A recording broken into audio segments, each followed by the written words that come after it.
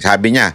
Sabi ni Corina, na naming names, the two have arrest warrants already by December 15th are Senators Jinggoy and Bong Revilla.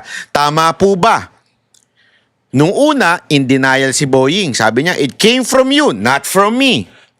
But I think your guess is as good as mine, given the fact that these cases are already under investigation. Tapos parang nawindang si Corina. Bakit? Sandali, nalito ko.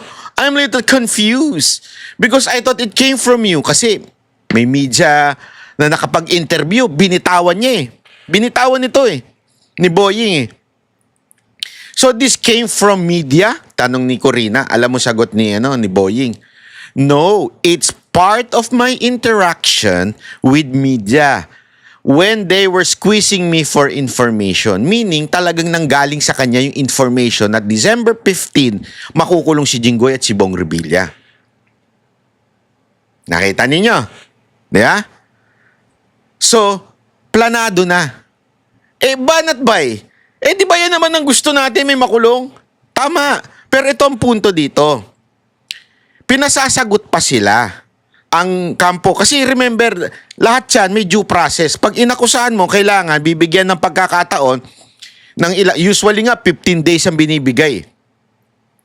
Ang hiniling ng kampo ng nila Bong Revilla ay 10 araw hanggang December 15 para sumagot. Kasi kinasuhan sila eh. So humihingi sila ng 10 araw para sumagot. Ang binigay nito, December 10 lang. So wala pang December 10. Hindi pa nakakarating yung sagot ni Bong Revilla dun sa akusasyon. Nagigets nyo? Remember ombudsman is not the judge. Parang piskal yan eh. Ipapasa yung kaso sa Sandigang Bayan. Yun yung korte. Sandigang Bayan. Ombudsman, sila lang yung nag-iimbestiga, sila lang yung magsasabing merong probable cause para sampa ng kaso ito.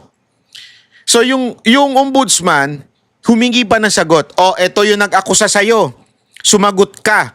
Sabi ng Revilla, pwede ba 10 days? Sabi ng ombudsman, hindi, hanggang December 10 lang. So as of now, hindi pa sumasagot ang mga Revilla kasi hanggang 10. Pero itong interview na to, I think it was 2 days ago o 3 days ago. 3 days ago, alam na niya na makukulong ng December 15 without the counter affidavit. Paano nangyari yun? Come to think of it wala pa yung counter affidavit ng taong ina-accuse. Ibig sabihin, di pa niya sinasagot yung accusation sa kanya. Aba, alam na niya na makukulong? Planado na makukulong?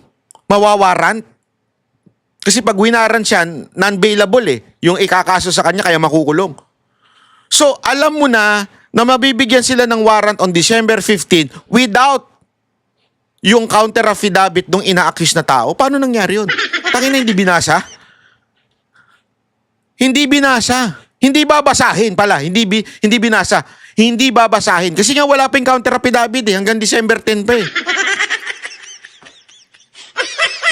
So, without looking at the counter affidavit, you have already decided in your mind that these two people will have a warrant. Gago! What kind of lawyer you are? If you are a lawyer. I mean, any lawyer that you would ask.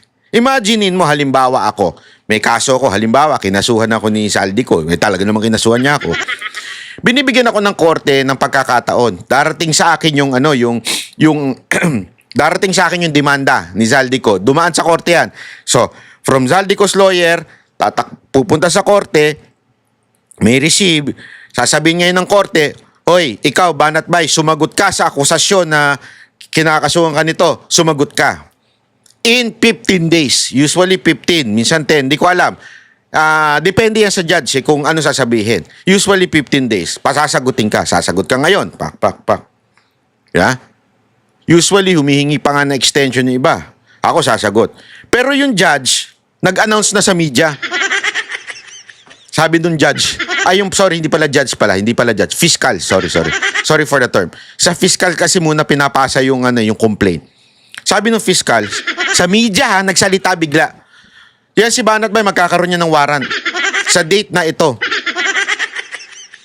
Sandali, pinasasagot mo pa ako Hinihinga mo ako ng counter affidavit Ba't mo sinabi magkakawarat na ako? Anong tawag mo doon sa piskal na yon? Di ba? Anong tawag mo doon? Ang linaw nun mga kababayan. Ganon ang ginagawa nito ni Remulla. Bakit alam mo na nabibigyan siya ng warrant? Alam mo na. Hindi pa nga siya sumasagot. Kasi nga po, doon sa kwento natin na ito ay all politics. Talagang gustong itumba ang mga Revilla sa Cavite. Tanungin ko kayo, bakit? Bakit? Look at the voters counting sa Cavite. Cavite ang isa sa pinakamadaming botante. And we all know the Revilla support VP Sara Duterte. As a matter of fact, the entire family of Revilla did not sign the impeachment complaint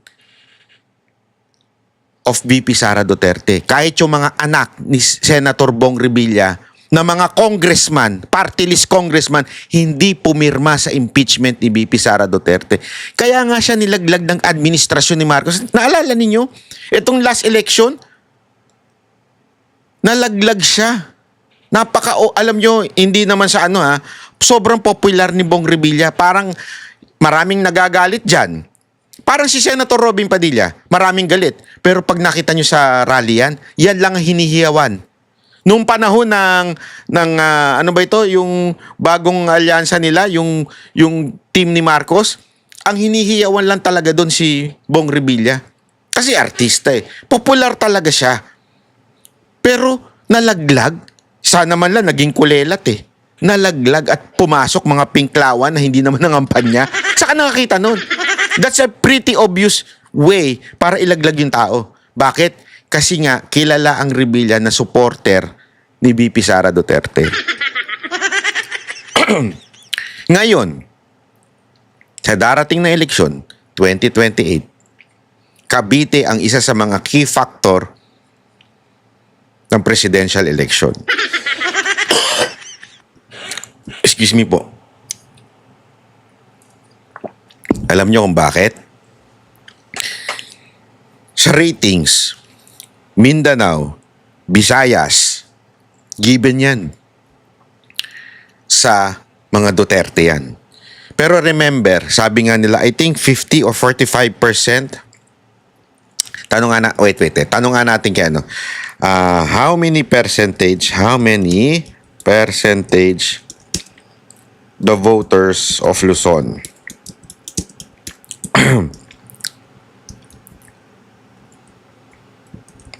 Okay.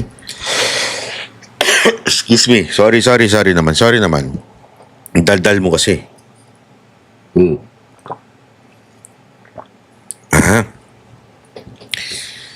Sabi kasi nila, more than, I think it was 45% ang botante ng Luzon. Yan yung naalala ko Ayan. Okay. Ito, lumalabas.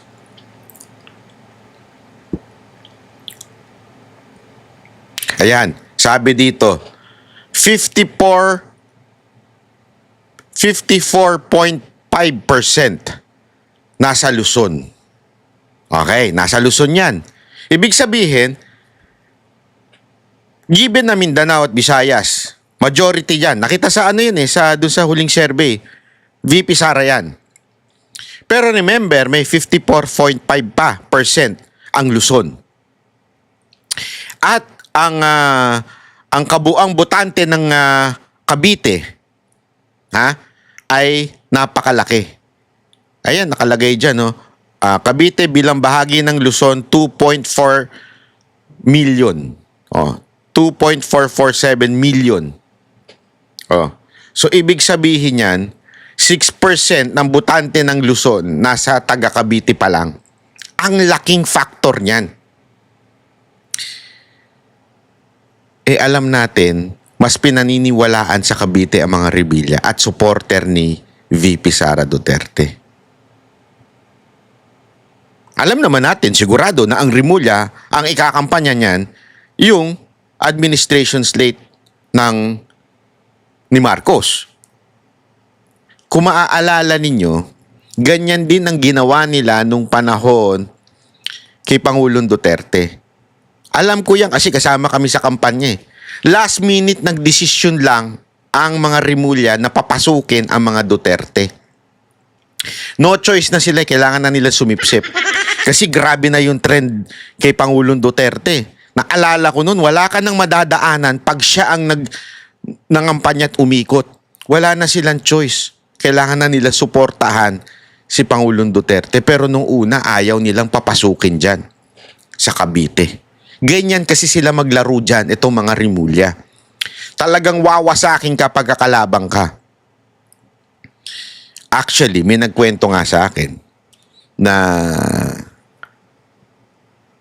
pag nagbi-meeting daw sa Malacanang, itong si Marcos, ang talagang nagmamaniubra ng mga desisyon sa Malacanang ay walang iba kung hindi ang Rimulya, si First Lady, at si Romualdez. Si Marcos, tunganga lang daw. Ganyan lang.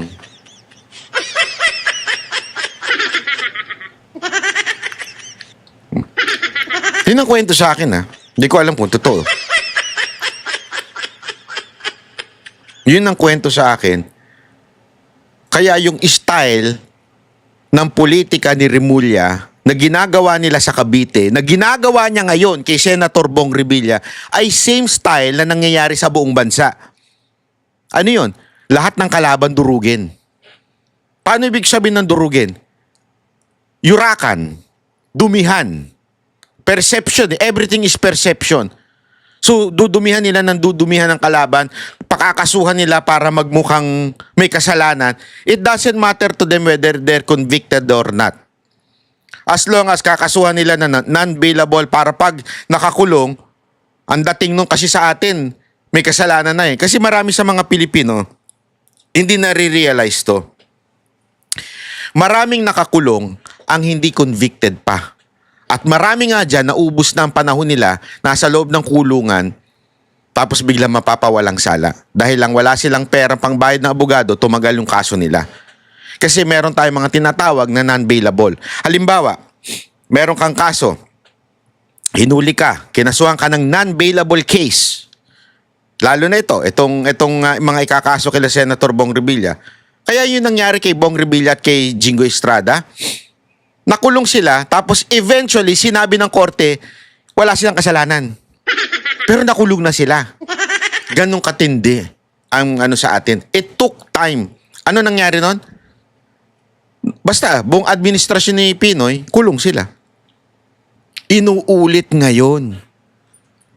Ganong kasama itong gobyerno to. Alam mo, nung panahon ni Pinoy, yan yung ayaw na ayaw natin eh. Actually, yan yung ayaw na ayaw ng mga Marcoses din nung panahon na yun. Bakit? Lahat ng mga, di ba yung panahon ni Cory, panahon ni Pinoy, lahat ng kalaban, pinapakulong, kinakasuhan.